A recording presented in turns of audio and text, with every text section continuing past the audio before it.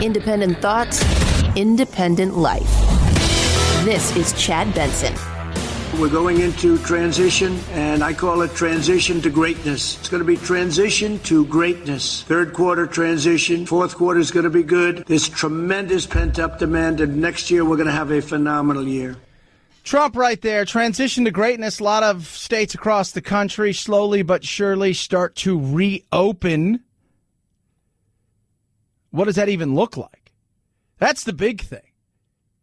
The question's still not been answered anywhere on what happens if there is a spike. What happens if there is a situation where we start to see clusters of this thing? We thought it would be seasonal. Is it really seasonal? By the end of this month, is it going to disappear, but then reappear in full? Is that a possibility? Of course it's a possibility. It's also a possibility there will be any second wave. It'll just be a continuous first wave. At least one mayor is saying something in the nation's second largest city, and that's Mayor Garcetti. Whether you like yoga pants or not, that's what we call him out there in California. Because I've asked several governors and everybody else, and they all dodge around the question of when you reopen, right? So you go and you do it. You start to allow people come outside to shop, to go back to work in some capacity, not full throttle, but you're allowing people to have more and more opportunity to move around and to do certain things. What happens when there's a spike? Because inevitably there is going to be a spike. More people are going to be around each other. But on top of that, testing is growing exponentially. So the more people you test, in theory, the more people are going to come back positive. Doesn't mean that they're in grave danger. Doesn't mean that they're in the hospital. But there is that second wave that people worry about. We are taking baby steps forward today from the lessons learned over the last 2 months. But we've been warning people, to paraphrase Spider-Man, with great freedoms come great responsibility. And you have to take those responsibilities seriously. I won't hesitate for 1 second to shut things back down if we see numbers going up. Yeah. With great power comes great responsibility. Just wasn't Spider-Man, that was Uncle Ben, not the rice guy. If we close up again, that's the big thing. Of the numerous small businesses, in particular restaurants I've talked to, they've all said in some cases they can withstand and will probably withstand this. To what extent, they don't know. But what they can't have is start-stop. And I think most businesses across the country recognize that start-stop is going to hurt the economy. The hope is we're going to come out of this on the other end with, battered and bruised a bit, but better for the long term, because we will start to see ourselves grow exponentially over the coming months in through the third and fourth quarter, and that huge drop in our GDP won't look so bad at the end of the year as it could have looked, and that next year we'll get back a lot of that loss, 6 months, if you will, that we've had, and by the following year we'll be back to where we were pre-coronavirus. Now, that'll happen quicker if we have a vaccine. That'll happen quicker if we have a therapeutic treatment. But the reality is, at the end of the day, it's still an unknown on how any of these states are going to act. It's still an unknown if this thing's going anywhere, and we do not have a vaccine, and we do not have a therapeutic that we can go to 100%. So the economy in flux, the economy nervous, tentative. I think we'll get a rush in the first few days and weeks of people getting back out there, but the what-if scenario still dangles.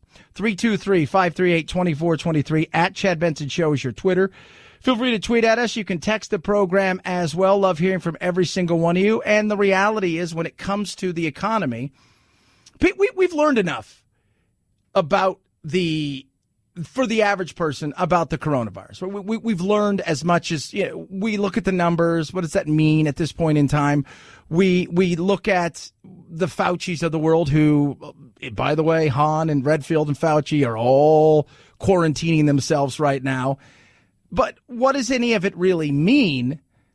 Because the thing is, most of us are going to participate in the economy, and our livelihood is the thing that is in grave danger at this point in time. While there are still health concerns, obviously, the reality is most of us are trying to figure out how do we get back on our feet. And if this thing can reach the likes of the president and his surrounding group of people, then us staying inside and doing everything we possibly can, what does that mean? This shows the incredible reach of this virus, that it has penetrated the West Wing, which has more robust, more active testing than any other place in the country. The West Wing is a pretty small place. There aren't many spots to go where you can be distant from other people. You can have that necessary 6 feet. Yes, there are temperature checks. Yes, people are being tested all the time, but clearly the virus has spread, and it really complicates the president's mission here. His relentless tone to say it is time for America to go back to work. Yeah. Remember last week, perplexed was Cuomo. Why? Because the people that are testing positive now, majority of them are people that are not essential workers, who have very minimal contact with the public, who are upstate from the New York City, who are doing everything you're supposed to do by sheltering in place, and yet the majority of new cases are coming from people that are indoors. So just like you heard right there, if this thing can get into the West Wing with nonstop testing, it can get anywhere. And the new press secretary last week, she said testing is only as good as what it is right this second. And I continue to tell people, you take a test today. So you go and you get a test. Right? So Joe Schmo gets a test. Joe Schmo on the way home does several different things, from getting gas to stopping by and, going in and maybe filling a prescription and getting a few things that he needs. He then goes and gets something to eat, then goes home, and the next day he runs a couple errands for work or whatever, comes home, gets his results. He's negative. But you were only negative in that moment. Since then, you've come in contact with potentially several other people and things that you could have gotten it from. So that negative test means very, very little. It's getting into everything. That's why more and more it looks like what the Swedes have done, have got the jump by saying we're going to take the brunt early, because we realize we're not going to have anything to stop this thing in the foreseeable future. So the best we can hope for is let's kill it in its tracks by trying to live with it rather than hide from it.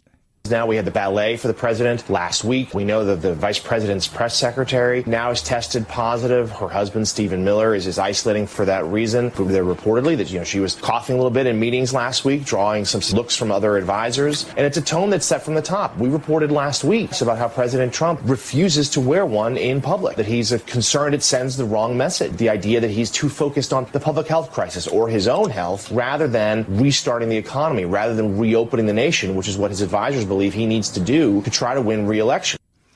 And I've seen several people who religiously wear the mask, have done everything you possibly can, and at the same time, they've still gotten it. So the mask isn't 100% surefire thing. At the end of this day, this thing is everywhere. It is everywhere. And because it is everywhere, what does it mean? It means that, yes, community spread is real, and we can take all of the precautions we possibly can to try to stop it from spreading, which nothing wrong with that. But we also have to come to the realization at some point in time that maybe living with it, trying to fight it in different manners without destroying ourselves, being cognizant and aware of the people that are at most risk should they catch it, that they will find themselves in real medical trouble.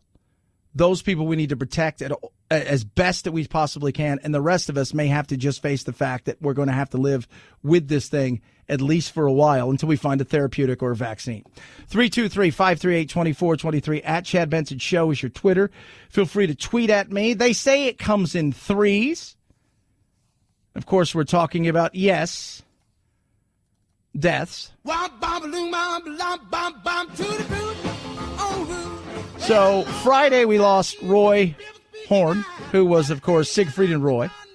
He passed away. He was the one who struggled after being attacked or saying he had a stroke. You saw the video. Then you lost Little Richard, who was an interesting character, to say the least. He was a very interesting character, androgynous at times. Was he gay? Was he straight? Was he bi? He talked about all kinds of stuff that he was, including eventually becoming a minister. I decided that it was time for me to make a decision, that that road was not the road for me to travel, that I needed a little more hope in my life. I needed to take the needle out of my veins and put some hope in my brain. He was Prince before Prince, that's for sure. And then today, another person, famous family, passed away. Besides being the father of comic actor Ben Stiller, Jerry Stiller and his wife Ann Mira, Ben's mom, were a popular comedy duo in the 60s and 70s. But it was Stiller's later TV roles on Seinfeld and The King of Queens for which he's probably best known. On Seinfeld, he played George Costanza's blustery dad. Here he is in a memorable clip explaining his makeup holiday. A Festivus for the rest of us. Jerry Stiller said Seinfeld introduced him to a new generation of fans. Somebody said, gee, your career is revived. I didn't know it was dead. Passed away today. So threes. Betty Davis lives on, and Betty White lives on, and she's getting ready to do a new sitcom. Was she 98? A new show? She lives on, kids. 323-538-2423 at Chad Benson Show is your Twitter. Feel free to tweet at us. Masks are important, if not for so many different ways, one of which is the spread of everything. Secondly, it's at this moment in time what the CDC and many states are asking us to do. So the PPE masks, those ones, those N95, those are for, yes, our healthcare workers. So what can you do? A lot of people are making at-home masks. Don't do that. Boomer Naturals has amazing masks. They're 30-day masks, which is awesome.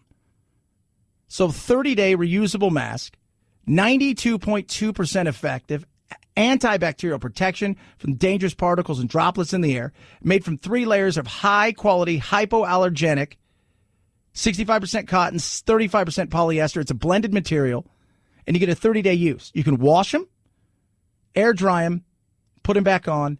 They've got children's sizes, adult sizes. They're comfortable. They fully cover the nose and mouth, and the comfort level is awesome, and I'll tell you why. I've used a couple N95 masks. They're not comfortable. I joke with some of my friends who are in the medical industry how uncomfortable they are. They laugh. These are extremely comfortable, suitable for all-day wear. They're incredible. Different colors. So, what are you waiting for? Now's your time to get your 30-day reusable face mask. Use code CHAD20, and you're going to save 20%, plus get free shipping on orders over 50. That's code CHAD20 at boomernaturals.com. Take your family's health into your own hands and order your 30-day mask now at boomernaturals.com. Promo code CHAD20. Boomernaturals.com, code CHAD20. Chad Benson Show.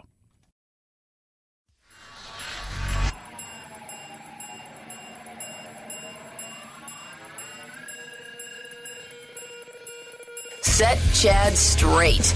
Text the show, 323-538-2423. That's 323-538-CHAD. Someone has to do it. Might as well be you. The Chad Benson Show. On Friday, TSA screened the most passengers since late March. So starting today, all U.S. airlines require passengers to wear a face mask. Yep, face mask. Got to wear them if you're going to fly. I mean, let's be real. They screened the most, but it wasn't like it was insane. There was more flights than there had been in the last probably 60 days. But the truth is, this is it's going to be a slow build. And several airlines over the weekend said, hey, we're going to have to make some big cuts in the coming weeks and months. And that's kind of the reality, especially with the tourism industry. If you think about which industry will probably suffer the most long term, the tourism industry is probably the number one. You put restaurants in that, especially in places like where I'm at, out here in Arizona, where they have a season that they make a ton of money, and then they have a survivable, hopefully, summer through that. Places like Palm Springs, Los Angeles, all that stuff, people going places. It's that industry just on that is going to struggle. But then you throw in the fact that travel, who's traveling right now? Who's traveling? Business travel's probably changed, at least in the short term, if not forever. How many people want to get in an airplane right now? You'll always have those people that are like, I don't care. I'll take the risk. I want to go to Bali for $500. I'm not going to lie to you. Last week, I was looking up, because we're going to take a trip, and my buddy is over at the Komodo Islands right now, and I said, I want to go to the Komodo. That was one of the things I was looking at this year.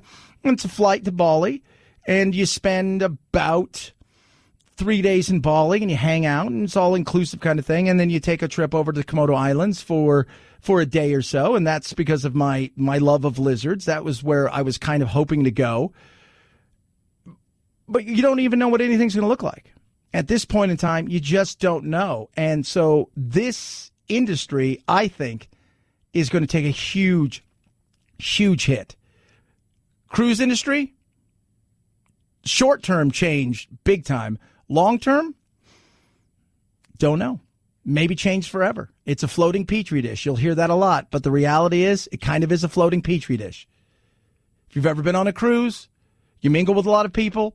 When you're inside, you got elevators or you take the stairs. Everything's very close together. You've got 5,000 to 6,000 people in a confined area.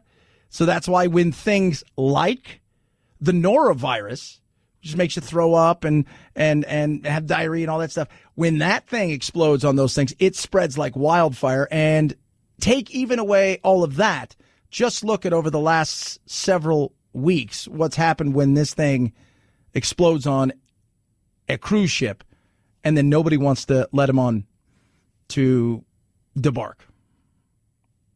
323-538-2423 at Chad Benson Show is your Twitter. You can tweet at me. You can text the program as well. Love hearing from every single one of you. Check out the Instagram. The gram! Kids are going to the gram. Chad Benson Show.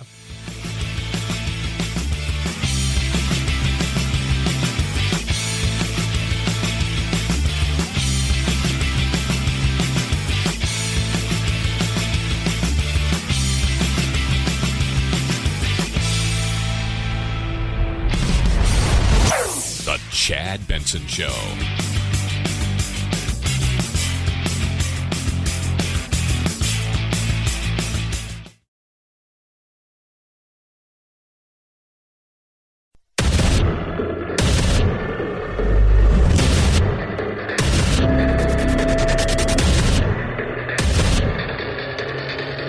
Independent thoughts, independent life.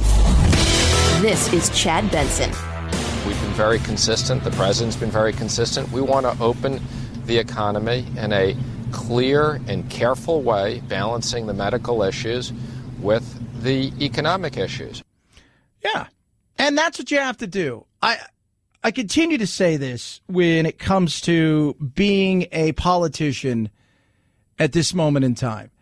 You have to walk a line that is different than the Faucis of the world, wherever you are in your state. You have your governor, right? Whether you're, California with Gavin Newsom or Cuomo or Andy Beshear or DeSantis or Gretchen Whitmer or any of these. You have your politicians who have to do two things. That the people on the medical side focus on a singular thing. We need to keep as many people as safe as possible because that is the oath I took. And they're going to do everything they can to try to mitigate the damage done to people. Majority of people, this disrupts. I mean, at the end of the day, we have 1.4 million people out of 350 million people that have tested positive and 72,000 deaths. And those are real people. Those are real numbers. To a certain extent, we'll never know the real numbers. But saying all of that, the rest of us are looking around saying, well, what do we do? As a politician, you have to walk a different kind of line. You want to show empathy, God willing you have some, and understanding to the people who want everybody to shelter in place until they find something. But you also realize on the other side of things, this is not sustainable. This is not sustainable. We cannot function as a society hoping and praying we come up with some medical magic in the next coming days that will turn us loose again. That's not the way that this is going to go. So what do? You walk a fine line. When's the right time to release the hounds, if you will? Allow people to start getting out there, but also knowing that with that comes certain risk. The economy is what Trump has been focused on for, let's be real, a bit of a long time. People get mad at him because he doesn't have the empathy that people want him to have. It's just not who he is. Sorry, it isn't. So now you have to look at how do we go from a booming economy that was booming, whether people want to believe it or not, was roaring, was rocking, to an economy that we stopped down intentionally. And now we've got to figure out a way to restart it without, hopefully, a second wave that causes us to shut it down again, which would cause even more issues. That's going to be interesting. Unfortunately, the virus continues to spread. People continue to get it. Unfortunately, people are tragically dying. And when we look around the world, there's evidence that when countries relax their economic controls, the virus tends to flare back up again. And the longer this goes on, unfortunately, the more gradual the recovery is likely to be. Yeah, and that's not something people want to hear. South Korea is dealing with it. Germany is trying to figure out what to do. They're trying to, as they've opened up, they've seen a rise in the coronavirus again. So they're trying to figure out, do we stop it by going in and getting around the cluster of an area, or do we start shutting everything down again? And I don't know how that works here, because you're seeing people challenging the system anyways. You're seeing people saying, look, this is not constitutional, which in many cases is absolutely right. But then when you have executive orders, especially coming per the state, they can overwrite the state's constitution. But then you have the federal side of it, which is our constitution. You have a lot of different things that work here. Lawsuits, I'm sure, are going to be bound plenty, not just from the coronavirus, which you're already starting to see everywhere, but also from small businesses and individuals. But how does this play itself out long term? If we see a lot of small businesses going through bankruptcy, where you're going to have empty strip malls for a while until new businesses form, the recovery ends up taking a lot longer. Neil Kashkari right there, and he's right. The recovery is going to take longer. And a second wave comes with all kinds of different things that the first wave didn't come with. The second wave is not only going to come with, I think, more damage long-term to business, but it's also going to be fraught with people that are going to really start to push back. People are going to say, we've had enough. I'm not going to be heading in to the house and doing all this. We've had enough. I'm not going to be doing this, this, and this. It's just not going to happen. And I think you'll start to see more unrest out there, because people are making decisions right now based on no longer their health, but the health of their finances and where they're going to be. 323-538-2423 at Chad Benson Show is your Twitter. Feel free to tweet at me. You can text the program as well. Love hearing from each and every single one of you. One of the things that was very interesting when you look at this thing is when you look at places like really some of the most incredibly crushed, hard-hit cities, they were cities that were cities. Like Los Angeles is a city, but it's not a city like we think of. New York's a city. It's densely populated. They build up, not out. California and a lot of other states, Florida and other places, they build out, not up. I'm in Phoenix, fifth largest city in America. Guess what? We built out, not up. It's still densely populated comparatively to like Wyoming, but nothing like New York. And this is going to change. You know, we talk about the change of what's going to take place in business and how some of this stuff is going to change tremendously, where we won't be traveling maybe as much for business. We may be working at home a little bit more long term, even when the economy's back up and running and rocking and rolling.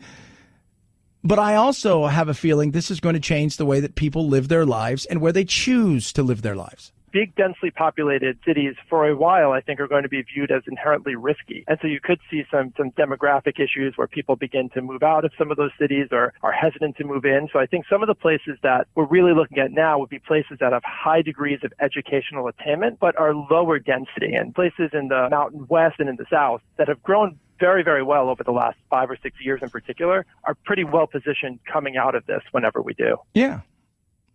And you've seen, like, a lot of these cities, states, taxes is one of the things that has hurt some of these states. So people are fleeing because they're just ridiculous. It's one party only in particular. Most of the time it's the Democratic Party, and they're fleeing areas. They're moving to places like Texas.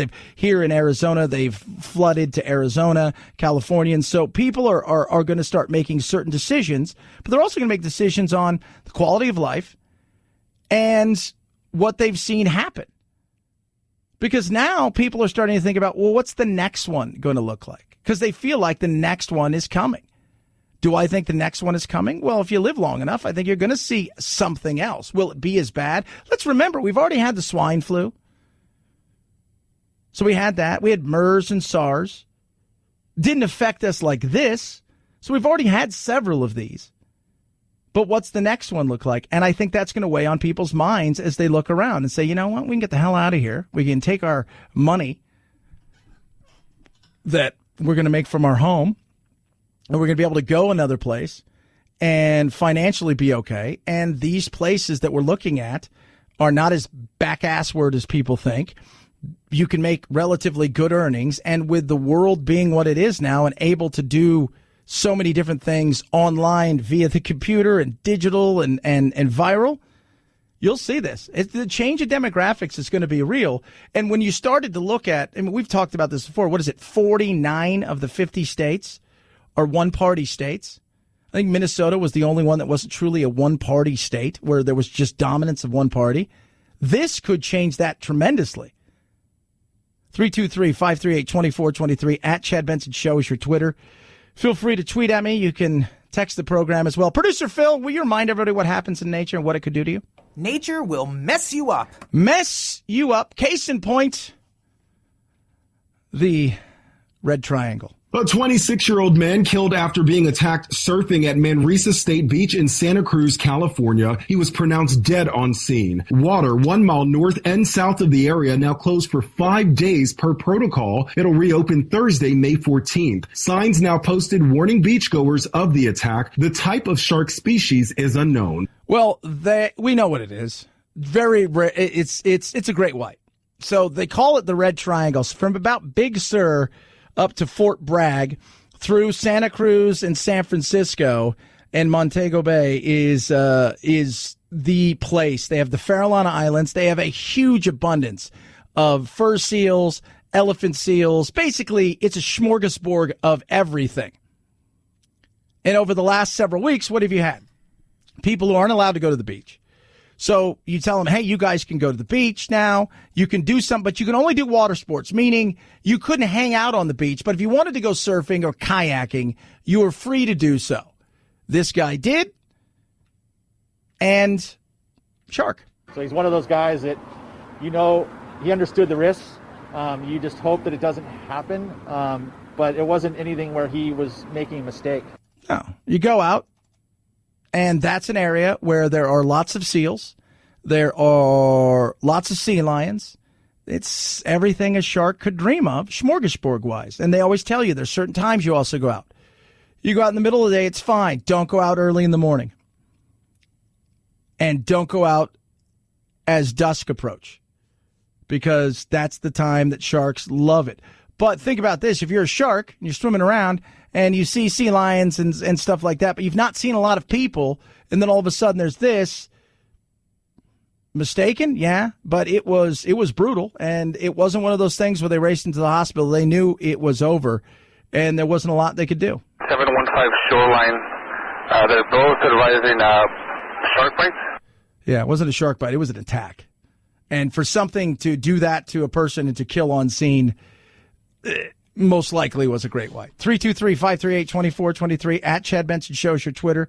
You could tweet at us. So we've got Murder hornets, luckily, they're not. I mean, people think they're not really here.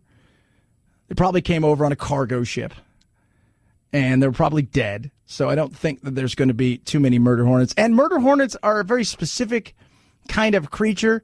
They need a specific type of area. So like the Northwest, they would do okay there. They wouldn't do well in Southern California in certain areas. They won't do well in any desert regions. They're not good with humidity. So I think that we don't have to worry too much about this. Shark attacks, though. If you go in the ocean, as we say, nature could mess you up. 323-538-2423 at Chad Benson Show is your Twitter. Feel free to tweet at me. It is called Wounded Paw Project. Been working with them for a while. They're an amazing organization that rescues dogs that would be euthanized and trains them to be service dogs. Shelter to service dogs. They said it couldn't be done. They've proved it wrong, but they need your help. They're growing.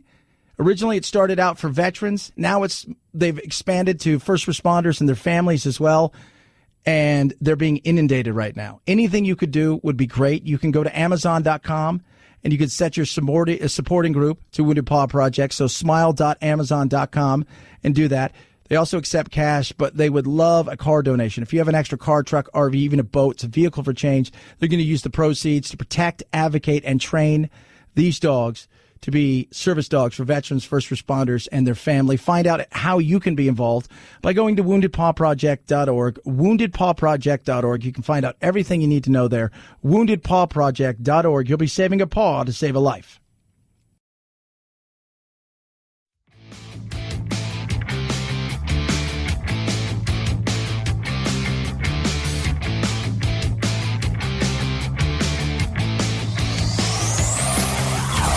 Check out our Chad Benson Show Facebook page where you can hang out or hang your grievances out to dry.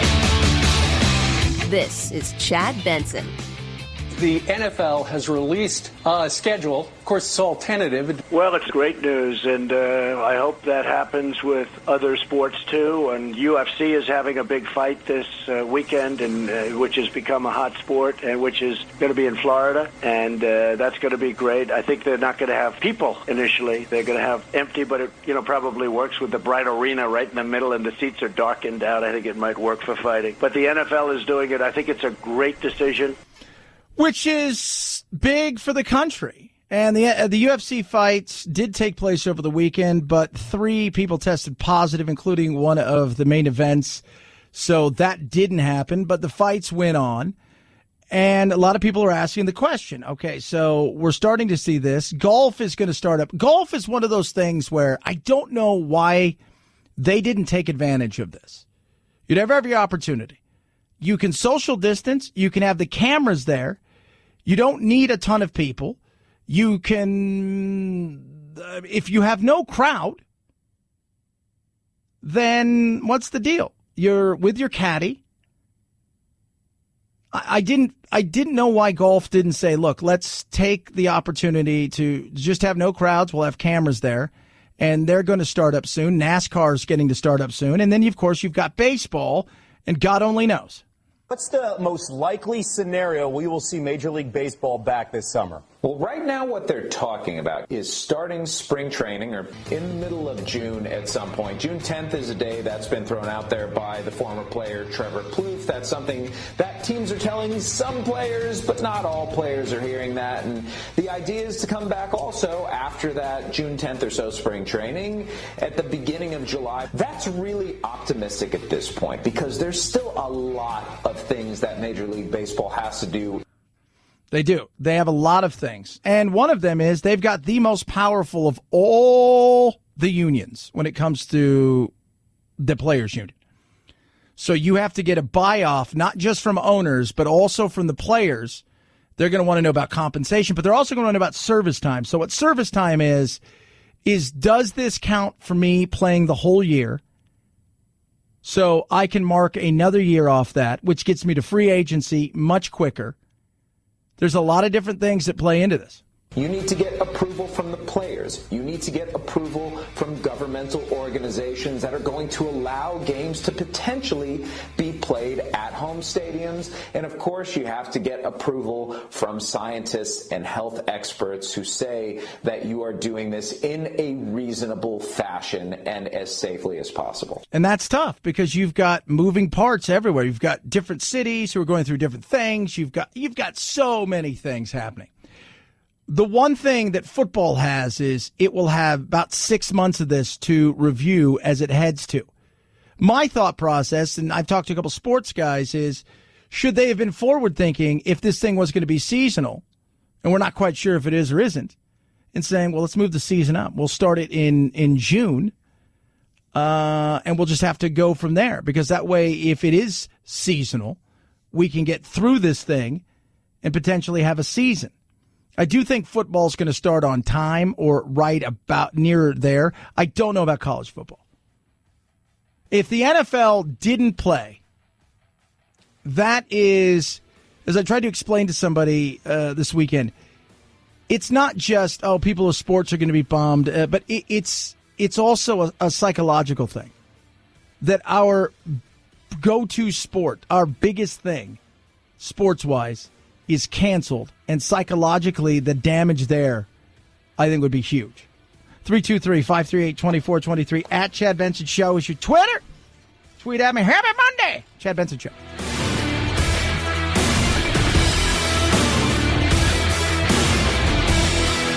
This is the Chad Benson Show.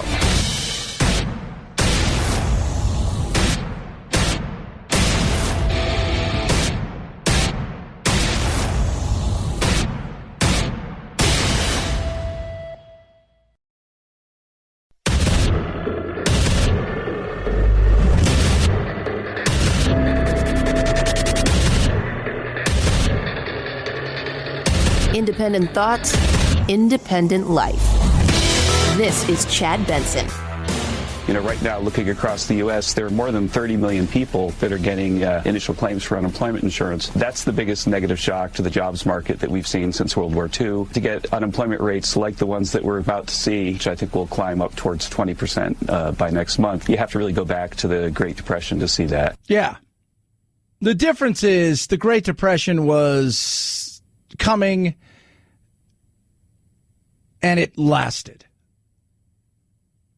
If we find something therapeutic and or vaccine-wise, or we get to the point where we have herd immunity, I don't think this thing's going to last forever, but we could be potentially facing a few years where we're going to see unemployment hover anywhere between about 8 and 12%, with real unemployment maybe around 13 to 15%, of which probably 5% of those will be underemployed rather than unemployed, meaning they'll work part-time. And there's a lot that goes into this, but it is not going to be doom and gloom forever. And the recovery, I think, will be strong at first. I compare it to weight loss.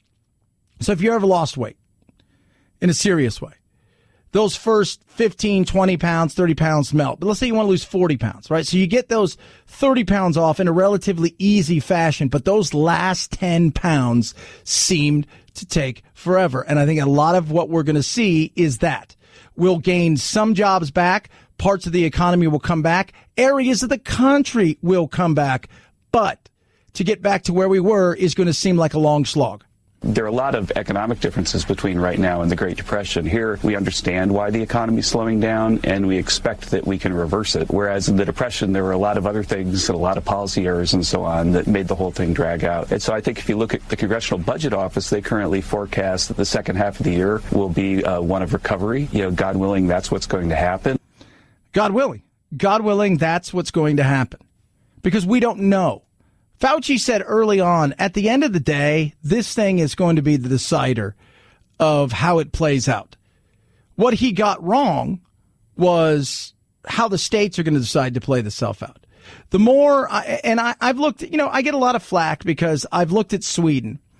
And, people want to compare the second wave of what took place with the Spanish flu and this. Here's the difference between this and the Spanish flu. The Spanish flu killed 20 and 30-somethings at an alarming rate. a tremendous rate, a rate that is just, wow. Healthy people, just, oh my God. The majority of people that this is affecting have true underlying conditions and older. We don't want to say stuff like that. People are, oh, no, don't say so. But that's the reality of this, is we know who is facing the toughest battle if they get this. People in their 60s. And let's just point this out, too. People in their 60s that get this, it's not a death sentence. A large majority of them are fine. But people in their 60s, 70s, and 80s who've got issues, underlying health conditions, people who are obese. And by obese, we're not just talking about 20, 30, 40 pounds overweight. We're talking about people who are extremely overweight and inactive. This is very dangerous. So we understand this isn't, yes, will you find a 20-something that died? But every year you get 20s and 30-somethings that get the flu and end up dying. It's that happens. But this is dangerous in a certain area that we absolutely understand. Sweden took the approach of, you know what? We're going to come at this in a different way. We think everybody's eventually going to go, probably should have done what they did. We're not going to close the schools. We're going to trust that people are going to try to do the right thing.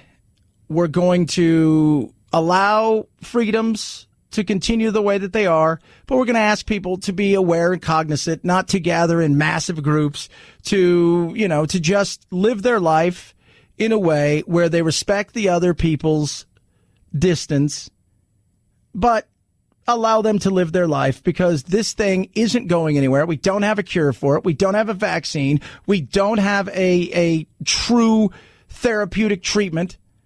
So we're going to learn to live with it and take it head on. Everybody else is going to try to hide from it, hopefully stock up on what they think will be the second wave, enough of the PPEs and all the things they believe that they may need. But at the end of the day, while we will at first probably take a brunt of this, at the end of the day, we're going to have the one thing that they won't have, which is a majority of our people will be immune to this. We'll have that herd immunity, which will not only slow the spread, in many cases will stop the spread, and we will be ahead of the game. And I think people are looking around and saying, well, that's kind of what we're going for now. Yeah, it's what we're going for now. Remember this. Marco Rubio said it last week. We didn't do this to get to zero when it comes to cases. We did this to prepare for the onslaught of cases.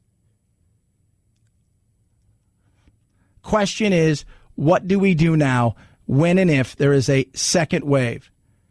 323-538-2423 at Chad Benson Show is your Twitter. Feel free to tweet at me. You can text the program as well. There will be second waves. Germany's dealing with it. They're not quite sure what to do. South Korea is dealing with it. They're not quite sure what to do. That second wave is going to come because the more that people are out and about living their lives, the more that you face the chance that this thing will spread. And on top of that, you're also going to have more testing. So more testing, obviously, is going to give you more positive results when it comes to testing. Doesn't mean that just because it's positive that all those people are going to the hospital. Majority of those 1.4 million people that have tested positive have not been in the hospital, will not go to the hospital, and many of them never knew they had it. They were curious and took the test. We are taking baby steps forward today from the lessons learned over the last 2 months. But we've been warning people, to paraphrase Spider-Man, with great freedoms come great responsibility. And you have to take those responsibilities seriously. I won't hesitate for 1 second to shut things back down if we see numbers going up. That right there was Mayor Garcetti. Shutting things down is going to be tough, because that is a situation where the cat, the genie, whatever it is, they're out of the bottle. They're out of the bag. They're out. And trying to tell them they have to go in isn't going to be easy. The first time, people were scared. They were scared for themselves. They were scared for their family. They were scared for their neighbors. So now that we've gone through, depending on where you live, 60 days, 45 days, 30 days of this, you're looking around saying, yeah, I'm not going to do it again. I'm just not going to do it again, period. He's missing the point that this is America. I've traveled all over the world, and one of the things I've noticed is that when I go to a country that's totalitarian and where the government is really heavy-handed, it reminds me how grateful I am to be an American. I've visited police states before. I don't want to live in one. We have freedom in this country. We should be treated like Americans and like adults. Americans means we have some freedoms and liberties and we make some choices. Adult, that means that we're not treated like first graders. Yeah. That's Mayor Huckabee, and Governor Huckabee right there, and he's right. The former governor's right. And one of the things that I hear is too often when I talk about Sweden and the way they've gone about doing things is people come to me and they'll say, well, Sweden has a lot of adults. We don't have a lot of people that are adults. And I'm just like, shut up. Are there idiots out there? Absolutely. But when you treat people like children, they're going to act like children. Well, look at the people that storm these places and look at the way they act. Well, look, I'm not saying all those people are solid individuals. They're not. Some of them love every chance to push government and they can't stand government. But there's also a lot of people out there that are just everyday average Americans who look around and saying, you know what, this is unsustainable in a lot of different ways, but it's also unconstitutional. So once you allow that, Garcetti and all these mayors and governors across the country can say to themselves, we're going to allow this, but at any given time, we can pull the plug on this and make everybody go back. I've got news for you. That isn't going to happen. You're going to find more and more people angry and upset and pushing back if you try that. You are. We've seen bits and pieces of unrest, and when you go too hard, Governor Whitmer didn't agree with the way that a lot of people stormed the castle, if you will, out in Michigan and the way that they did it. But understand, too, she came down much harder than a lot of other places. Even Gavin Newsom in California and Cuomo in New York didn't come down the way that she did. So you're going to find that pushback, though, is going to come in a much bigger way because those fringe people, as some people called them, are going to get a group of regular people who said, nope, not this time. We gave you X amount of days and months. You couldn't get it done the way that you thought. Now we're going to have to move forward with our lives. And if you want to go and arrest people, then knock yourself out. 323-538-2423 at Chad Benson Show is your Twitter. Feel free to tweet at me. You can text the program as well. Love hearing from every single one of you. So I'm going to get my antibody test results sometime today, I was told. They said it would take 2 days. I got it done Thursday. It's so funny that, people root for you. Oh, I hope you had it. I totally hope you had it. We don't know how long this thing would last as far as an immunity, but it's interesting. All of my other radio pals and stuff that I work with are they're rooting for you. And I was sick for a few days in February and more than a few days. And the thing that kind of tipped me off is I had a fever, which normally don't. I had a cough. I had a sore throat, but I also had what they call COVID toes that we couldn't explain why I was getting all of these gnarly bruises and stuff on the inside of my toes, not on the outside. I play a lot of soccer, but should have been nowhere near that. You couldn't explain it. So we'll see. It's the people that are excited for you. Good for you. You got it. I find that so weird. 323-538-2423 at Chad Benson Show. Lightstream. How about this? Your interest rate, average interest rate in America on your credit cards is over 19% APR. So you're paying way more interest than you need to. That's why my friends over at Lightstream are going to help you quickly roll your balances from multiple credit cards into one single monthly payment. You can get a rate as low as 5.95% APR with autopay, and that is way lower than the national average, which is about 19% APR. There are absolutely no fees with Lightstream. The application is quick and easy, 100% online. If you apply early enough, you can even get your money as early as the same day. Now get this, just for being a listener of the Chad Benson Show, I'm going to save you even more money. You're going to get a discount. Now, the way to get this discount is to go to lightstream.com/Benson, LIGHTSTREAM.com/Benson. Subject to credit approval. Rent includes 0.50% auto pay discount. Terms and conditions apply. Offer is subject to change without notice. Visit lightstream.com/Benson for more information. Chad Benson Show.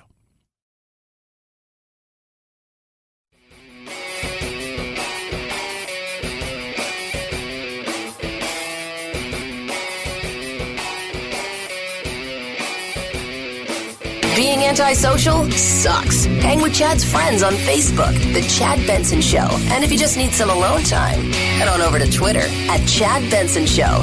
Either way, we can't wait to meet the real you. 5, 4, 3, 2, 1, 0. Ignition. Liftoff. Now it's time to find out what's trending. What's trending? Yeah, what does that mean? I mean something, right? Like it's trending on the old internet. What's trending? So many things trending on the old interwebs. Biggest thing trending this morning is Jerry Stiller passed away of natural causes. Of course, he is the father of Ben Stiller. He was 92 years old. Had a big resurgence in the later years. His wife and him were huge in the 60s, 50s and 60s, but really exploded again into Americana with Everybody Loves Raymond and, of course, Seinfeld. Val Kilmer is trending, and he said, I didn't want to do Batman. You know, there's only one. There's no Batman. People are asking him, well, you know, he's kind of getting this, he's got a book out about his battle with cancer and why'd you leave Batman after one? And he just said, there's no Batman. Anybody kind of play that part. Beauty and the Beast, because Jennifer Hudson and John Legend did a Beauty and the Beast cover, and the WWE. Controversial former WWE champ in line for a massive push. Because WWE's going, so if it leads Sports Center, that's the way that thing rolls. Head on over to the world of magic that is Twitter. Chuck Todd is trending because the way that the bar interview that he did was definitely cut in such a way and edited that he said, and they've apologized inadvertently and inaccurately, edited some of the clips. They've already done some apologies for that. So that shows that there's been some issues. The AHL, which is the AAA for the National Hockey League, made an announcement a little while ago that they are done. The season is over, and that's that. I have a feeling that the NHL is probably not too far away. The NBA is, every day goes by, I think it goes down a percent. I think it's about 63-37 as far as whether or not there's going to be an NBA season. I don't believe there is. And at least not the way that we think. Could there be a tournament of some sort somewhere? That's a possibility. Absolutely. We'll see. National Police Week, trending as well. And yes, kids. Yes, Festivus is also trending. 323-538-2423. At Chad Benson Show is your Twitter. Feel free to tweet at me. You can text the program. So we lost 3 over the weekend. We lost Roy Horn, of course, of Siegfried and Roy, Jerry Stiller, and Little Richard. All passed away over the weekend. Little Richard was a different cat, that's for sure. Loved himself some Tutti Frutti. And I used to sing Tutti Frutti every night because the boss man would make me wash so many pots. And you couldn't say nothing back to him, so the only thing I could say to him to get back at it was wah baba loo baba la bam boom, because he didn't know what I was saying and I didn't either. But he knew what it meant. Didn't know what I was saying, but I knew what it meant. Interesting guy. You know, definitely androgynous, kind of ahead of the game as far as that, you know, Prince kind of thing. He even said in 1983, he told Prince, I wore purple long before you did. And just a very interesting guy. Talked about bisexuality, then talked about, you know, no, that's not right. Just a character, to say the least. It influenced so many of the big rockers that came after him. It's the Chad Benson Show.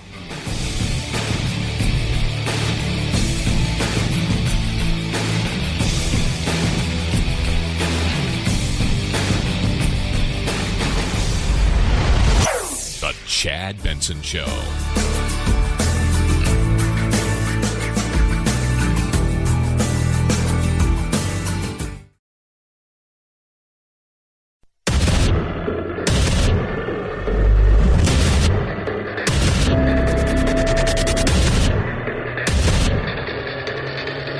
Independent thoughts, independent life. This is Chad Benson. Well, first of all, I think it's very important to point out that this economic crisis that we're experiencing right now was intentional, and it was on the back of an extraordinarily strong economy. In 2008, it was just the opposite. We had a very weak economy, so it's a different situation altogether. And it's very important that we not allow that economic infrastructure to be destroyed so that we can rapidly get back on that train again. That right there is it's the HUD leader, it's our doctor. The whole time I see Ben Carson, I'm like, what is he doing again? Because he's not doing anything medically. But he's right. 2008. Could you imagine, just for a second, let's just get in our Wayback Machine. Just for we're going to look at it from the outside. So let's get in. If this happened in 2008. Could you imagine that? So a weak economy that was inflated goes in the dumper, all kinds of controversy, foreclosures everywhere, no foundation, and then we got hit with this. Oh, my, we'd still be digging out of it. Even if it came back, we wouldn't know. We would know economy-wise. That's the difference between now and then. Now, the economy's been good. Economy's been pretty solid. The growth was more than solid for 13 years. And we're at a position right now where it was intentional. Not by some evil, crazy conspiracy, but because we shut things down, because that's the way that states decided to handle this in a much different way. Then, some people said, hey, let's keep the economy going. Let's put people that are in high-risk groups. Let's make sure that they're taken care of, and let's just continue to move forward the best we possibly can. Instead, we took a much different path, and that has caused us to struggle tremendously. Retail is just absolutely getting destroyed. As we get beyond New Year's Day, there's cause for hope in an economic rebound. In some really key sectors of the economy, with the exception of energy. Yeah. And the energy side of things is different because they've got their own issues. Take away any of this stuff, the energy side had a lot of issues going into this. So there is hope to a certain extent that once we get through this period, whichever, whether this is the continuous first wave or there's a second wave, but once we get through this coming weeks and months, give or take, because some states I think are going to do extremely well. Other states it's going to take much longer. I do not think California is going to release everybody all at once, and I think they're going to be the first ones to head back in. And New York's in a delicate situation, but those are two massive economies. The fifth largest economy in the world is California. And how that goes, I don't know. I don't know what they're looking at. New York, much different because of how bad they were battered.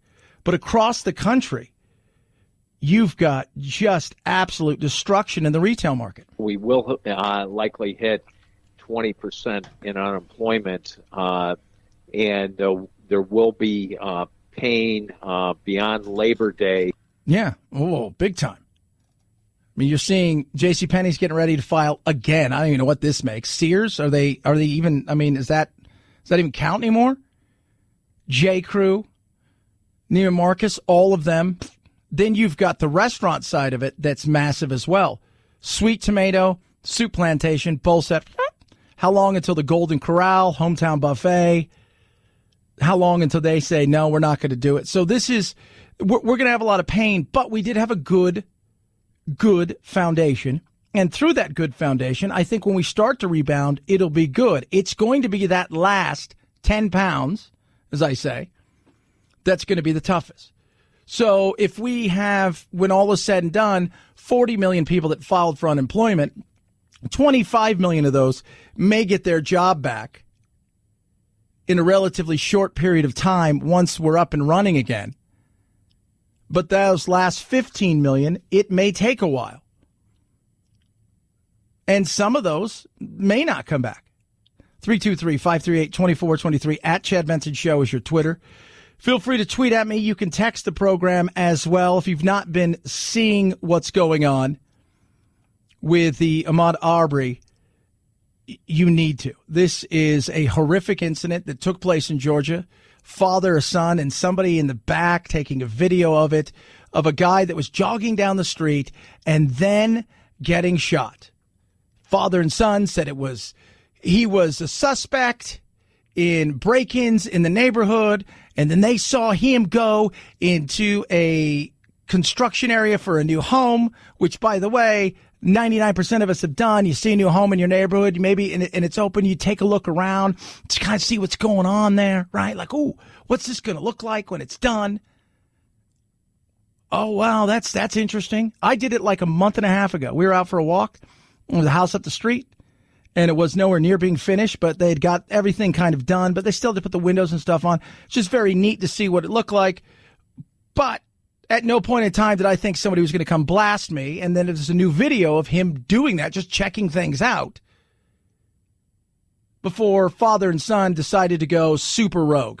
Does this new video change pursuit of justice, or does it change anything? It really has no impact at all on the ultimate outcome of the shooting. There's some question of whether or not this man, and we believe it's probably Mr. Arbery, let's say that it was, he may have been looking around a construction site. Well, he's not seen or reported to have been seen by the McMichaels carrying a drill set, a toolbox, a nail gun, anything that you might think of at a construction site, not even seen breaking into place, but he's just seen running down the road. Yeah. This doesn't change anything. And by the way, could we just be honest for a second? Somebody went in and stole something. If they did, which there's no evidence this guy did anything wrong. If he did it warrant this? Hell no, it didn't. They decide at that point that they're going to make a little homegrown posse, and they got in their truck and grabbed loaded guns and went off chasing him down the street. And that's what led to where we're at, to this tragic shooting. And he was confronted by a man with a loaded shotgun in the middle of the road. He tried to protect himself and ended up being the victim here in what can only be called a modern-day lynching. It's inexcusable, and this new video has no bearing whatsoever. Yeah, and he's a former DA right there. And let's be real, it's Georgia. His name is Mike Moore, former Georgia DA. It's Georgia, and a lot of people are looking at Georgia and say, well, let's see how this goes. Let's see how this takes shape in a place where they've had their past, and it's not a great past, especially when it comes to race relations. You had two DAs currently who punted big time on this thing. This didn't happen last week. This happened back in February. And it took people coming out as this coronavirus, the wave of the coronavirus has hijacked everything on the news. Everything, because everybody's dealing in this. So this comes out, the video, next thing you know, it starts to change some people's perceptions. People are starting to go, okay, wait, there's other things that are going on out there? Absolutely. They said they were making a citizen's arrest. No. They've tried to argue they were making a citizen's arrest. Well, a citizen's arrest requires some immediacy or being in the presence of some felony act like a purse snatching where you detain the assaulter of the 80-year-old lady on the ground. You can hold the suspect till the police get there. That's what it's meant. Stop a rape. It's not meant to play wide earp and run down the street with a shotgun and a .357 pistol. Yeah, he's absolutely right. He's absolutely 110% right. These guys are in jail.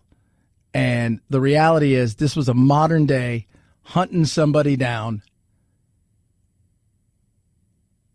And I don't care what the new video shows. Well, did he steal anything, or just take a look around? It's ridiculous. It really is. And even if he did that warrant anything? No. Now we'll see what happens. We'll see what happens. But the noise is growing. People are upset. And they have every right to be. They do. Now, I don't blame the media, and I don't blame other people for not jumping on this thing earlier. The reality, like I said, when it comes to what's sucked the air out of the room for everything, every show, everything, the coronavirus. because it's touched everyone in some way, shape, or form. Either you know somebody's got it, you've had it yourself, or you're affected by it because of your job or loss of job. And it's a global thing. I get that. I don't blame the media for being, it's just one of those things. The good news is I think justice will be served. 323-538-2423 at Chad Benson Show is your Twitter. Feel free to tweet at us. You can text the program as well. Saturday Night Live, it was their final horrible show of the year. Mr. Baldwin was back doing what Mr. Baldwin does. Will this be the last time he does? Congratulations to the class of COVID-19. I'm so honored to be your valedictator, but today is not about me. It's about you. There are so many exciting new jobs out there, like grocery store bouncer, cam girl, amateur nurse, porch pirate. Believe in yourselves, and you can achieve anything. Look at me. I started as the son of a simple, wealthy slumlord and grew to become a billionaire, a president, and the world's leading expert on infectious diseases. What's he going to do? I mean, look, if Joe Biden's president, there's plenty you can do with Joe. Let's throw that out. There's plenty you can do with Joe. Case in point, Joe over the weekend explaining something. Make sure to make sense to, I'll put it another way. It makes no sense. What was that, Joe? I want to hear that again. Make sure to make sense to, I'll put it another way. It makes no sense. Actually, it makes no sense. You're right. It makes whatever you were saying there made no sense. Just want to point that out. Make sure to make sense to, I'll put it another way. It makes no sense. You're absolutely right. You know what makes sense, though, kids? Raycons. You're at home. You're relaxing. Trying to get some work done, hopefully in the peace and... Oh, no, you can't, because the kids are home and everybody's screaming. Things are going on. You're trying to do stuff. You got your Raycons on, though. E25s. Everyday use is amazing. 6 hours of playtime. Seamless Bluetooth pairing. More bass. Compact design. Nice noise isolating fit. You hear everything you're supposed to hear. And the unwanted noise? Well, it's out there. Maybe you're making a call, right? You ever done that? You're making a call. And you've got one of those video chats, but you've got those headphones that plug in, and then you're kind of trying to move around, and they pop off. You don't want that. You don't want the stems. You don't want dangling wires. You want none of that. E25s from Raycons will give you everything you want at a price that's right. Well under $100, and I'm going to save you even more money. So the best earbuds around, stylish and cool, noise-isolating fit, and under $100, sign you up. Get your E25s right now. Go to buyraycon.com/Chad. Buyraycon.com/Chad. You're going to save 15%. Buyraycons.com/Chad. Save yourself 15% on the best earbuds around. Chad Benson Show.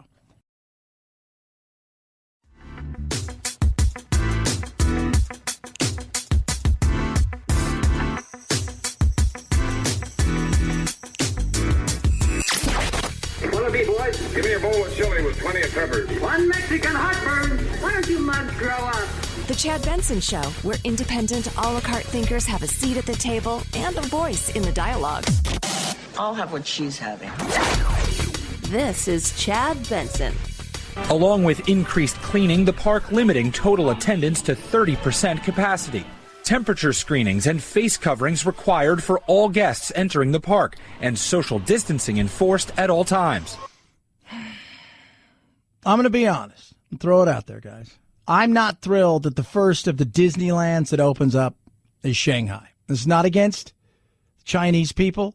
Just have to say that. This is against the communist government and the BS.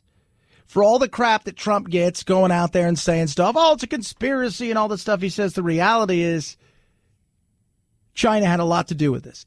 Our government isn't the only government that is damning China. Our government isn't the only government that knows that China played a game when it came to the numbers, how this thing was spread, the World Health Organization.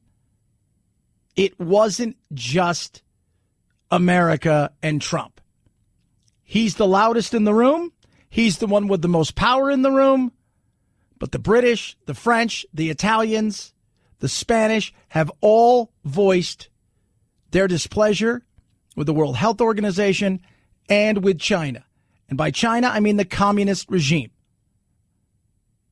Got to point things out because people come out, oh, my God. No, I'm not happy. I'm not. Not happy at all. Saying that, they're going to try and reopen.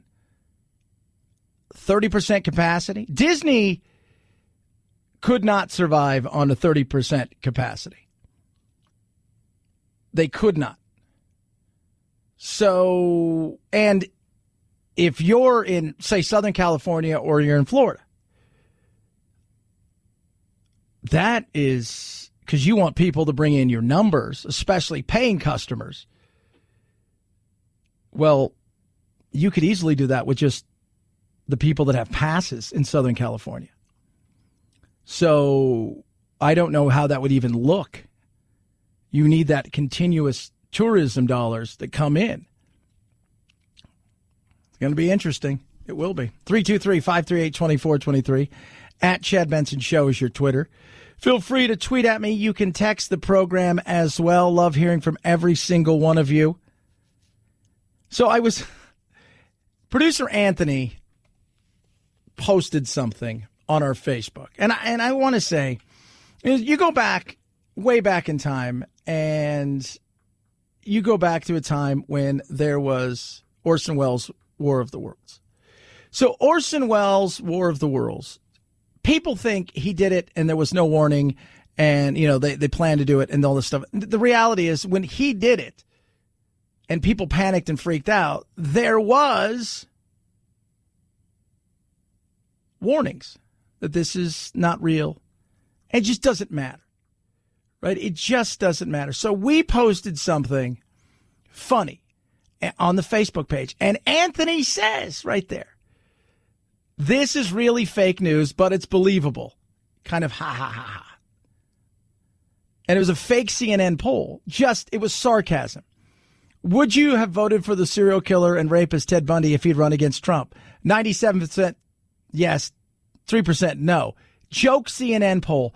The people that have attacked and come, and they haven't read it, it makes you think, my God, you could tell some people anything, and it doesn't matter. You could tell them this is a joke, this is fake news, this is not real, this is sarcasm. You can tell them all kinds of things, and it still wouldn't matter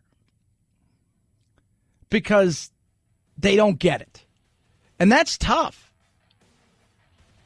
That's very tough. It's a joke poll, and people are still reacting to it as if it's real. You can't fix that. They've drank the Kool-Aid of stupidity and cultism, and there's nothing you can do. 323-538-2423 at Chad Benson Show, your Twitter. Tweet at me. Love hearing from you. It is the Chad Benson Show.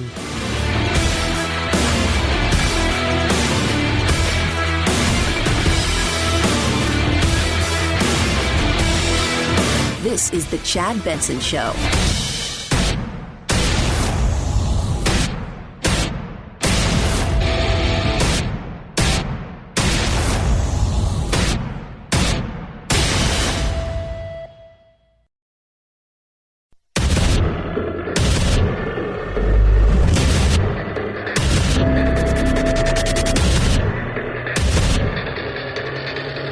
Independent thoughts, independent life.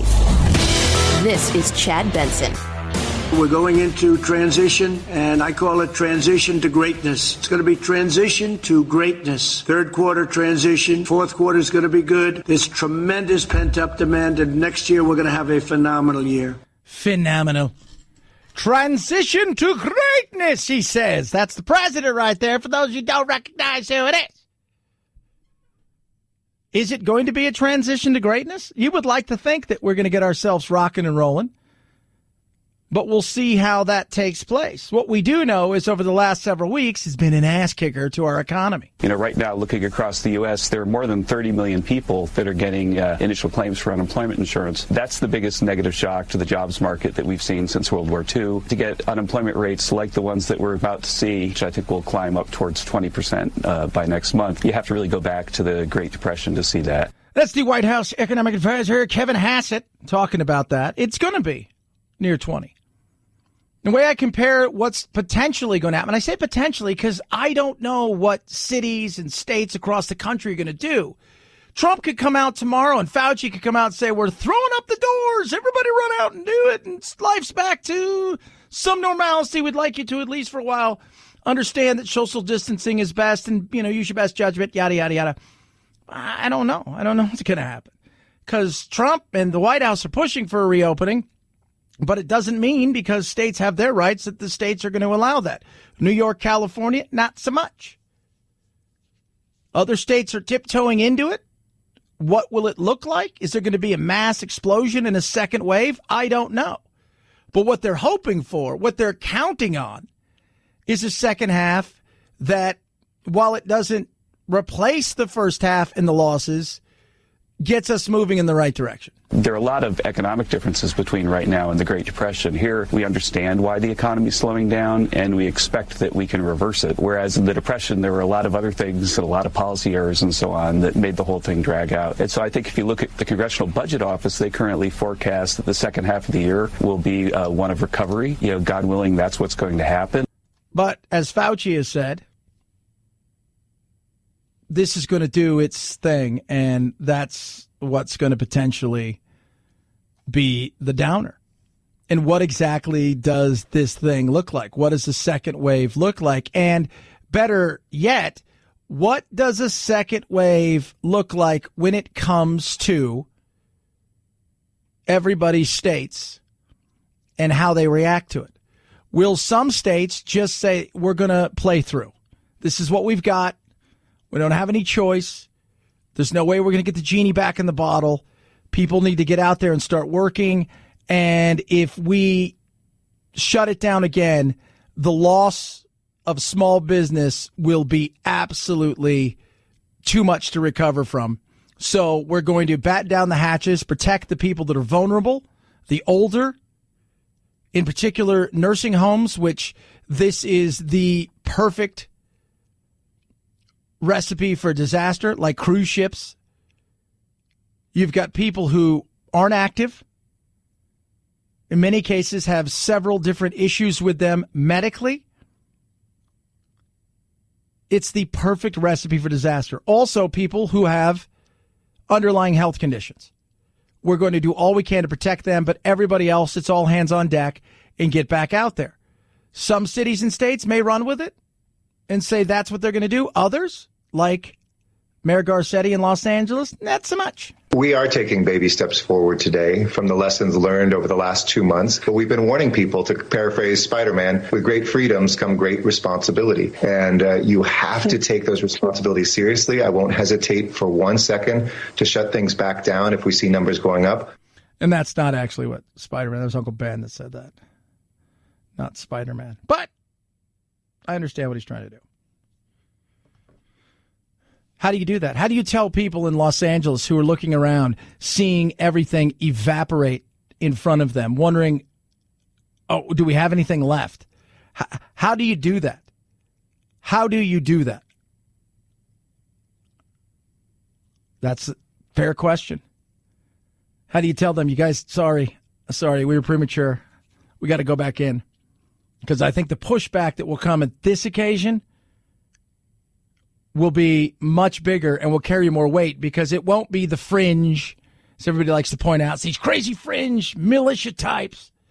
Some of them are out there. I'm not going to lie to you. Absolutely. But you're going to find a lot more people that are everyday business owners who are saying, nope, we've had enough. We've had enough. 323-538-2423 at Chad Benson Show is your Twitter. Feel free to tweet at us. You can text the program as well.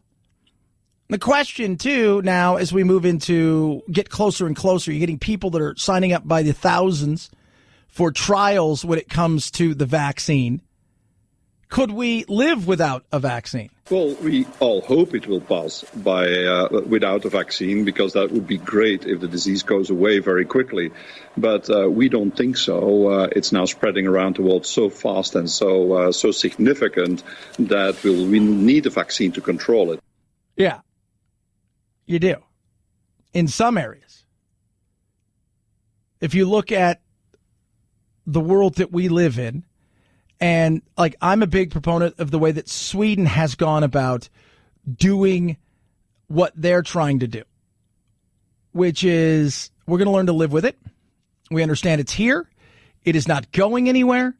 So let's figure out how we live with this thing, live around this thing, and we'll go from there. On the other side, you do have places, for instance, of like Brazil, which is having, because Brazil, much like New York and parts of Italy and many of these other, they've built up. They live on top of each other. It is the recipe for disaster with a very, at times, iffy medical system, especially for the poor. It's a massive recipe for disaster. Where Sweden can get away with it, parts of our country can get away with it because we've built out, not up. The spread will be slow, much slower than places like New York. I mean, look at L.A. L.A. is massive, but they've built out, not up. San Francisco is a little bit different. They build up, and it's very crunch, but you get outside of San Francisco, San Jose, and other places, they're okay because you're not living in a world where you're on top of each other. So can it happen? I think so in some places, but the vaccine would be great. At the end of the day, though, people want to know, if not a vaccine, then what about the therapeutic side? It could actually prevent disease in people who are not yet infected and even treat people who are actually at early or even the late stages of the disease. And it might be possible that if all goes well, hundreds of thousands of doses of this could be available by the end of the summer. And they're talking about the antibody cocktail that they're working up. An antibody test is important. I took one on Thursday, and in the next couple days, I'm hoping to get it back and find out if I had it or didn't have it. I couldn't tell you if I did. I thought there was a potential that I might have had it. That's why I took it. But the reality is I don't know. I fit a lot of the symptoms. I was in an area where they had some early infections in San Diego with my son. So is it possible? Yeah, it's absolutely possible. But you just don't know. Could have been the flu. Could have just been a bug.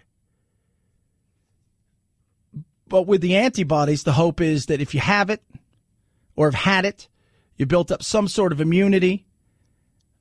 But then how good are the tests? Because when I saw my doctor on Thursday, he told me, like, we were chatting, and he said the tests that are coming out are much better because those first tests, the swabs, were not good at all. And he was saying probably, he goes, I would have to test people. I would test them twice. Now they've got a new blood one. But people also want rapid. Where is that? What it is, it's a very rapid test that can be used in a doctor's office. And this test was authorized by the FDA. Doctors now have about 40,000 of these Sophia machines already installed in their offices. And you do a simple nasal swab, and the test itself scans for the antigens that the virus produces. The test is about 85% sensitive. So let's say 100 people come into a doctor's office who have COVID-19. 85 of them are going to be able to be tested positive with this test very quickly. It's a cheap test. It'll probably be about $5 a test, and you can get a result within 5 minutes. Well, we're looking for more 90%, 100%. 85% is not what we're looking for. You would like to say it's 100%. So that's why we spoke to a guy that had to go to 3 hospitals. His doctor wouldn't see him. He had to go to 3 hospitals. He took the test twice. One time negative, one time positive. And he said, you got to take this thing 3 times just to get a real look. And I'm like, wow, but that was early on. Are they getting better? Yes. Testing is only as good as the time you take the test, though, and that's something else to remember, because as we're seeing in the White House, you could test somebody every single day, but they're going to come in contact with people and things after they've tested. And in doing so, they'll run the risk of getting sick or at least contracting it. So what do you do at that point? 323-538-2423 at Chad Benson Show is your Twitter. Feel free to tweet at me. Every one of us right now is looking for ways to save money. I've got a way for you right now. It is easy to do. When's the last time you looked and see how much you're spending on all of your insurance? Your homeowner's insurance, your car insurance, probably not a lot. That's why you need to go to Gabi. Gabi is great. Gabi takes the pain out of shopping for insurance by giving you apples-to-apples comparison of your current coverage with 40 of the top insurance providers like Progressive, Nationwide, Travelers, just to name a few. What you do is you link your current insurance account information. In about 2 minutes, boom, you're going to see quotes from the exact same coverage you currently have. That's what I did. I'm saving some great money, especially on my car insurance. It was ridiculous. But you know what? My homeowner's insurance couldn't have done any better. But my car insurance, I'm going to save well over $1,000 a year. On average, Gavi customers save $825 per year. That's awesome. Here's the great thing. They're never going to sell your info, so no annoying spam or robocalls. What are you doing? It's totally free. Check it out. See what your rates are. There's no obligation. You take 2 minutes right now. See how much you can save on your car and homeowner's insurance. Go to Gabi.com/Benson, GABI.com/Benson, Gabi.com/Benson. Chad Benson Show.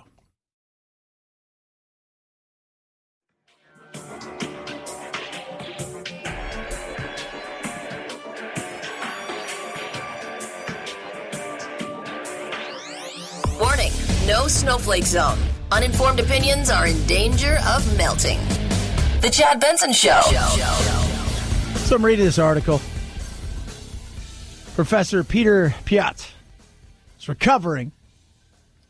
He is a director of the London School of Hygiene and Tropical Medicine. He was sick, spent a week in the hospital with COVID. He's also a virologist who led the joint United Nations program on HIV and AIDS. And he said, we will never lead a normal life unless there's a vaccine. And I say, that's not true. So we're going to live like this always? Never. At some point in time, we're going to either learn to live with it or we're going to take it super head on. Living with it means some social distancing, we're going to do things a little bit different. But it won't be 100% normal, but it'll be 85% normal. Taking it head on is, screw it, we're just going to figure out a way that we're going to build up some sort of immunity to it because we cannot sustain this. Not just us, but globally. It's not possible. It's just not possible. It is funny, though. We may never find a vaccine. You remember when they first took on AIDS, they said, hey, we're going to find a vaccine. Within 2 years, we'll find a vaccine. We're heading into 40 years. There's no vaccine. There isn't. Now, what there is a way to live with it. It's not a death sentence. It's far worse than this. But they never found a vaccine. And they've said over and over, when it comes to a vaccine, that this thing is a little bit different. Some vaccines are easy and some vaccines are hard. Will this one end up being easy? I think there's a possibility that they'll find a vaccine, but that's still going to take a while.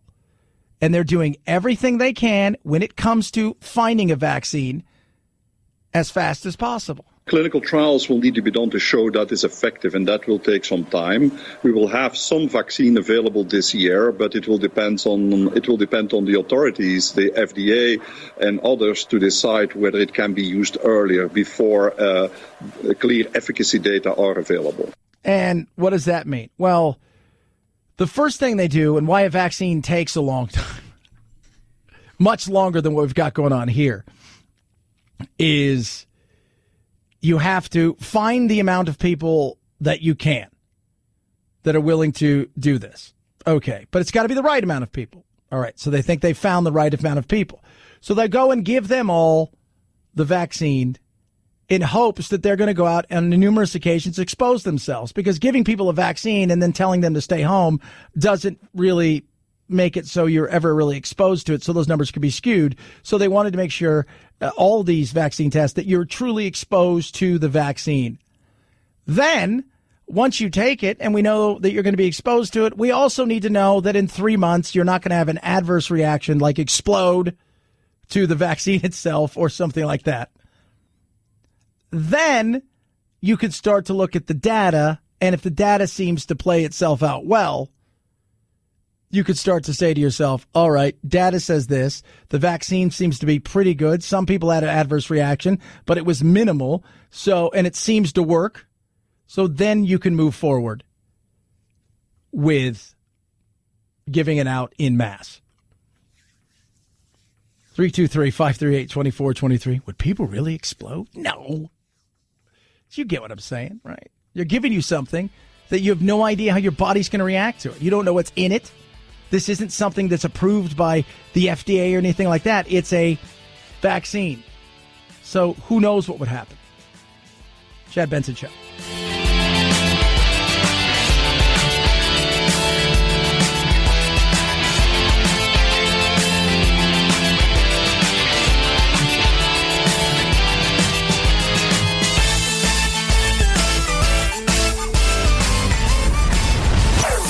Chad Benson Show.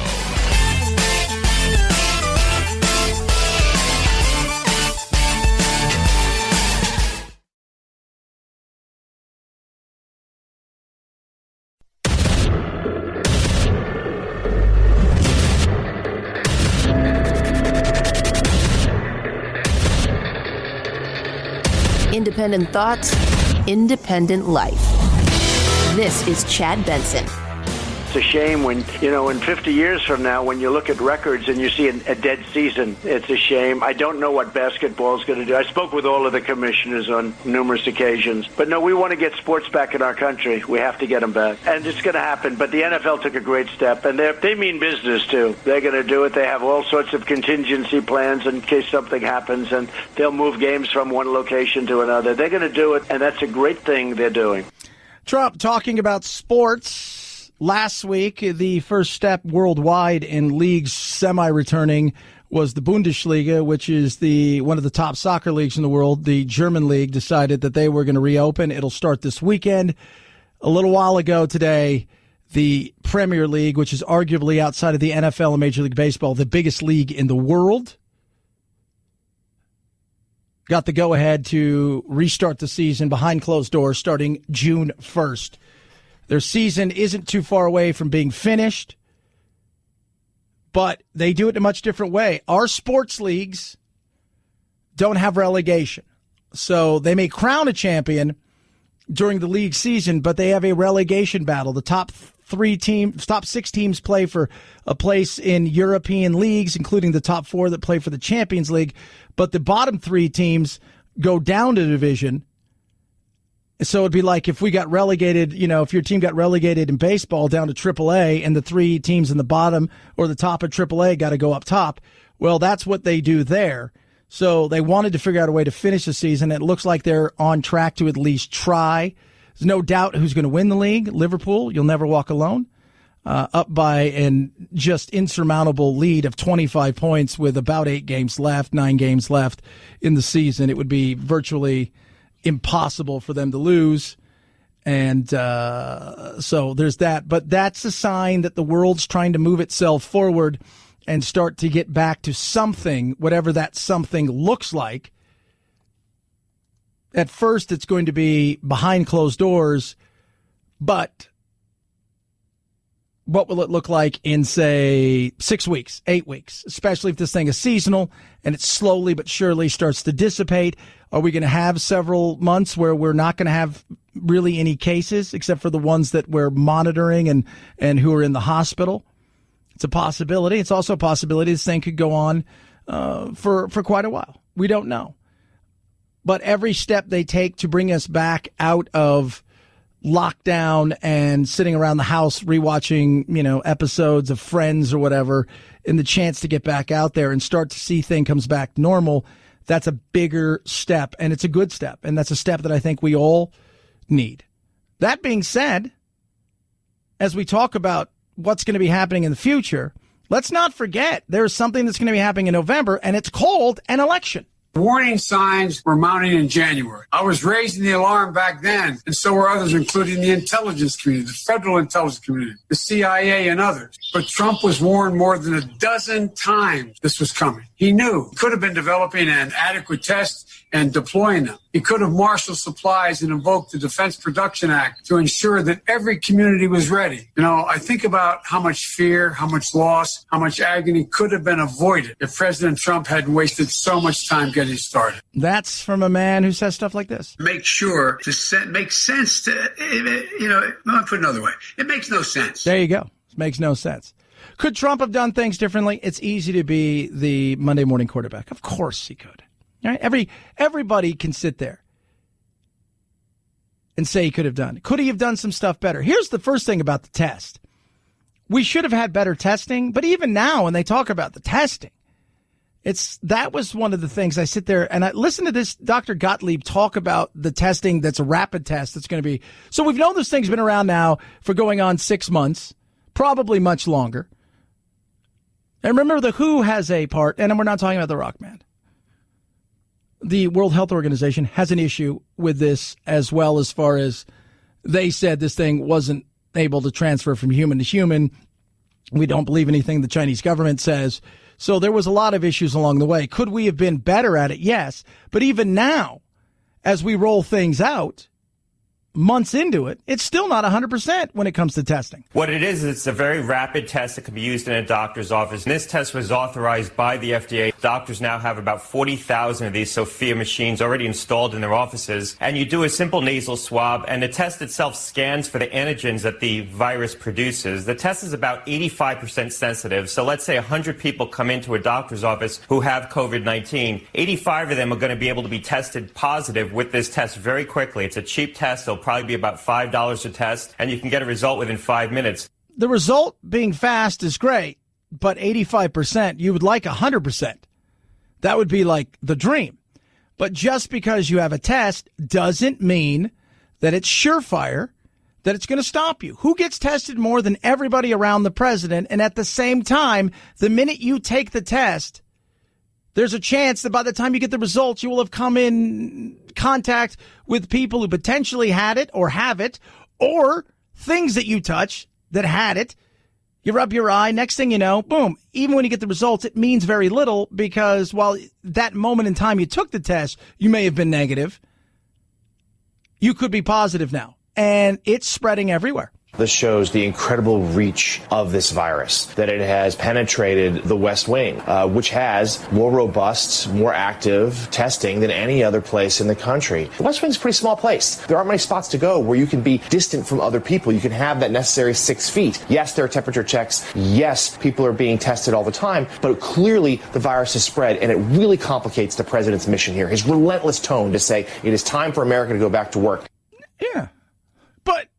But what that also shows you is, well, if they can't figure it out.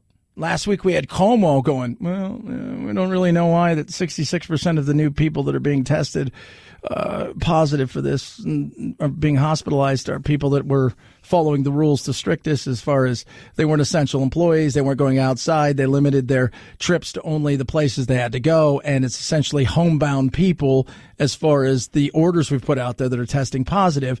And I look at this and I'm sitting there laughing my ass off, saying to myself, so even staying at home, it shows you that this thing is everywhere, which is why when I go back to the whole Sweden model, at some point in time, you figure out how you live with it rather than hide from it. Live with it rather than hide from it. You go out, you live with it. You take it on, straight as an arrow. This is what we do. We protect the people that need to be protected, and from then on out, we go out and we absolutely figure out how we live with it, herd immunity, build it up. Because that's what a vaccine is we get a mass, a critical mass of people that get a vaccine, which makes spreading something very, very tough to have happen. Because even though you may have it if you're the one that has it, but the 10 people around have a vaccine or have immunity to it, you can't give it to them. So the virus somewhat dies with you, hoping it doesn't kill you, but there's nowhere for it to go. And so when you get to that critical mass, and who knows what the critical mass is as far as herd immunity, if you go look at herd immunity when it talks about viruses, it ranges from 25% to 90%. And with this, we do not know what that will look like.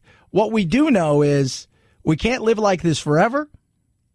We've got to figure something out sooner rather than later, and that we start to reopen things. The thought process of people having to be sent home again for many people is a bridge too far. Their businesses won't survive. Economically, as individuals, they may not survive. The mental aspect of it as well is huge. So we'll see. 323-538-2423 at Chad Benson Show is your Twitter. Now, I want you guys to understand something. There's a lot of stories out there that aren't being covered. We talked earlier about the horrific murder of Ahmaud Arbery in Georgia, and it was a murder. I don't care what anybody says. That was a murder. But there's other stories that go unnoticed. And when you do something like this, I think it's time that you address the fact that you have an issue with drinking. Dashcam video from a tanker truck hauling bulk red wine on Highway 99 first shows the suspect in a sedan putting his hazard lights on, directing the truck to the side of the highway. The truck driver pulls over, believing he may have a mechanical problem, only to see the man in the sedan get out, only wearing underwear. He runs to the passenger side of the truck and out of view. As the truck driver pulls back onto the freeway, another onboard camera captures that suspect jump back into view, then on the back of the wine truck. On the wine truck. So let's paint the picture for you. You're a trucker, you're driving, you're hauling 1,000 gallons of wine. Somebody flashes you, you pull over, you think, oh, Good Samaritan, something, maybe I'm dragging something, I don't know what it is. He exits the vehicle. You see that he is, for all intents and purposes, naked minus his underwear. So you're automatically going with, I don't think this is a good situation. He disappears out of sight. You go, screw it, I'm getting back on the road, and away we go. But it's not over. With no shirt, no shoes, he rides on the side of the tanker. The video then shows him climbing underneath the truck as it hits freeway speeds. That's when the driver noticed the dashboard gauge showing he was losing hundreds of gallons of red wine. He called the CHP. I listen to radio. I've listened to thousands and thousands of calls. This one's up there in the top 10. The truck driver found the suspect, Gabriel Moreno, now under arrest, in an unusual position. Yes. Wait, what? So he's losing wine. Half-naked man. What did that guy do? Don't know what happened. He's underneath. I'm losing hundreds of gallons of wine that I'm hauling. Cops get involved. Oh, my goodness. Moreno had unscrewed a valve underneath the truck as it was moving up Highway 99. That sent the tanker's wine gushing and Moreno gulping. This individual was able to release the wine from under the tanker, and he placed himself underneath the tanker in such a manner, the best way to describe this is somebody doing like snow angels. Yeah. Drinking up the wine. I do believe that Gabriel, when they have the intervention, all they have to play is that. The video camera, that sound of him saying, hey, this is like the weirdest call out of all the thousands, millions of radio calls, that you're doing snow angels underneath a wine truck, says to me, you have a problem. You have a problem. 323-538-2423 at Chad Benson shows your Twitter. Feel free to tweet at me. Gets underneath the wine truck while it's going on the freeway, unscrews it, and totally does a Peter Griffin by trying to drink every piece of wine that's in the giant 1,000-gallon wine tanker. That is definitely a need for rehab, I'm saying. 323-538-2423 at Chad Benson shows your Twitter. It's the Chad Benson Show.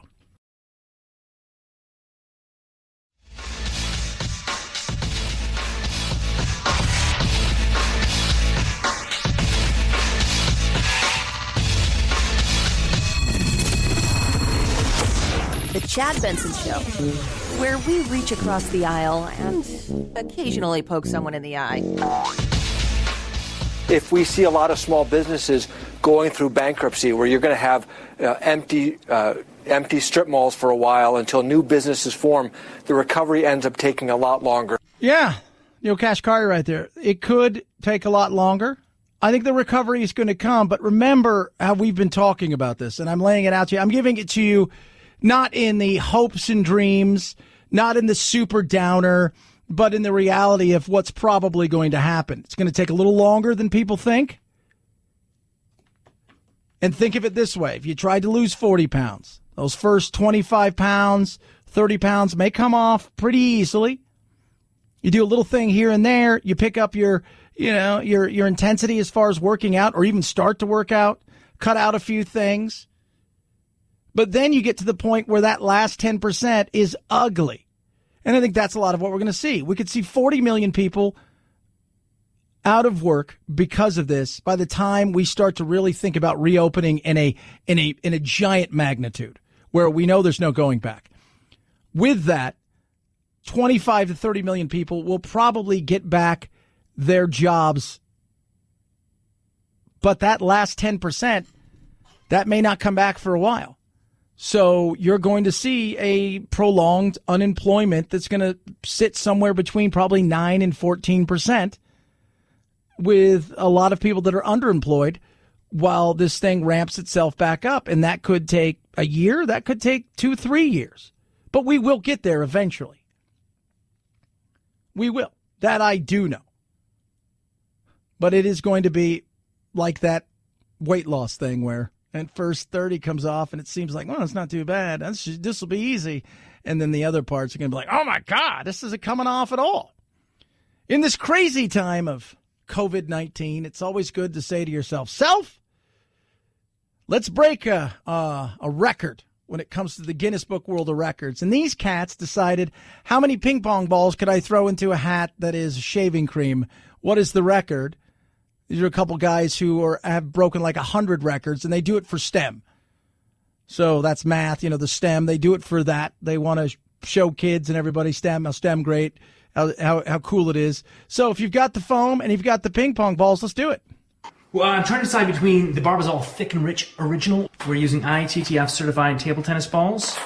We're going all out. We're figuring out our strategy. And we're going to get that shaving foam on his head just like it's supposed to be. I'm going to practice throwing those balls, and we're going to beat 22. There is some controversy around this record, but no part of the body is allowed to cross the line. Its current record is 22. Before that, it was held by Dude Perfect at 19. Dude Perfect. Of course, Dude Perfect is, they do a lot of stuff on the old interwebs. I don't know how many millions of followers they have, but these guys are going to go for it.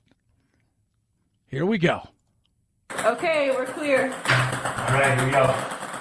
4, 5, 6, 27, 28, 29. Come on! 29 table tennis balls caught in the foam on Jonathan's head in 30 seconds. And I'm so excited. 29. Right there. 29. Right there. On top of the dome. Right there. We broke the record. Record's broke. What record is it? It's that record. You're inside. You got a lot going on. You want to push your thing. Guinness Book of World Records. If they don't have it, make it up. Tell them you got it. Show them you can do it. 323-538-2423. At Chad Benson Show is your Twitter. Feel free to tweet at me. You can text the program as well. People are going to be flying. Many of those of you may be flying. Know this, if you're getting on the plane at any point in time in the near future, be prepared. On Friday, TSA screened the most passengers since late March. So starting today, all U.S. airlines require passengers to wear a face mask. So face mask it is, although you're seeing lots of pictures and videos where not everybody has a face mask. But I think that'll become more prevalent in the coming days. They should have them at the airport. If they don't have them and you're saying to yourself, I need to make some money, get yourself a bunch of face masks, make a bunch of face masks, go to the airport and start hawking your wares. Now's the time to be ingenious and entrepreneurial. 323-538-2423. At Chad Benson Show's your Twitter. You can tweet at me and text the program as well. Got you through a Monday. That's what we do, kids. Never say die attitude. Go break a Guinness Book of World Records. Go have a smile on your face. Take a walk. Have a laugh. I promise you we will do it again tomorrow. Have a great rest of your day and evening. As always, night-night, Jack.